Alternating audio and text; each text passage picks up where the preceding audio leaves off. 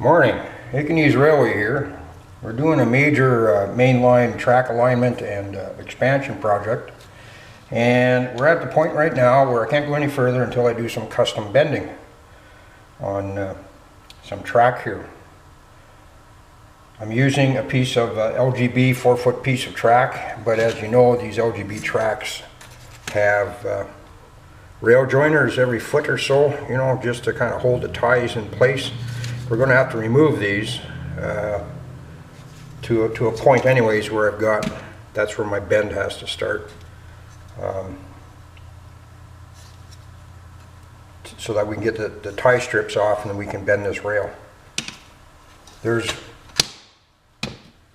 many different ways of doing this. This is just my particular way of doing it, and that's just to actually open up the rail joiners a bit and just peel them off one by one.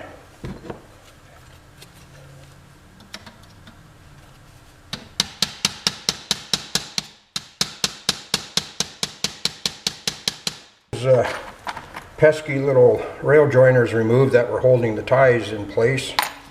We just slide them off. I will say one thing about the LGB ones here, they're pretty tough. They'll take abuse.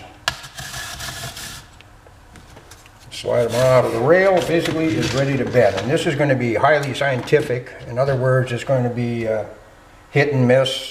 Do a little bending, go out and try to custom fit it, bring it back, bend it a bit more, straighten it out, whatever. Now we put the rail into the rail bender. Some people may recognize this. It's actually made out of a 5-inch drill press vise. A very good friend of mine who's a master machinist comes up with all these ideas, and he actually made this. This is actually his, I'm just borrowing it. The one that I made works really good, except that it wants to twist the rail all the time, so I borrowed this off of him. And he put this together. It works really good. This will be the one that we'll be using. Thanks again, Harvey, for your machining skills and diligence to the hobby. We'll put this to good use. Okay, so the area that I have to bend here, I've marked with a paint stick, and it's approximately 14 inches that I'll be using. That all I need is a small bend just to fit in on the right of way that I created. Do one rail at a time, and like I said, you know, Harvey did a marvelous job in machining this and setting it up, and pretty simple to use. Put a little bit of pressure on it, and then just run it back and forth.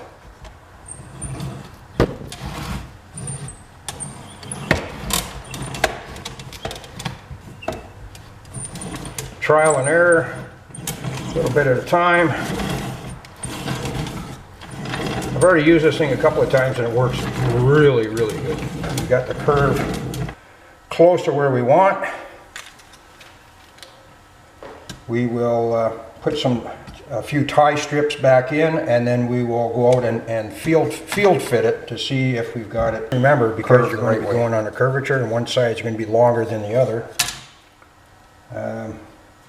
we're going to have to trim some of the tie plate, or some of the tie area here, so that this side will be smaller and this side will be a little bit longer in the curves. And I just use a pair of diagonal wire cutters, and I just snip off a little bit of piece, you know, like a 1/4 inch or something like that. Okay, we're sliding on the rest of the ties onto the rail here.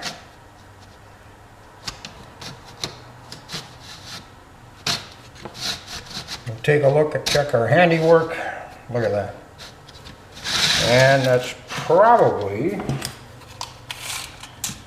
the curve starts where it should and ends where it should. Out here for a field fit, and you know what? She's like bang on. It fits like a glove. My first attempt actually worked. Doesn't need any more bending or anything, and I can put it together like that.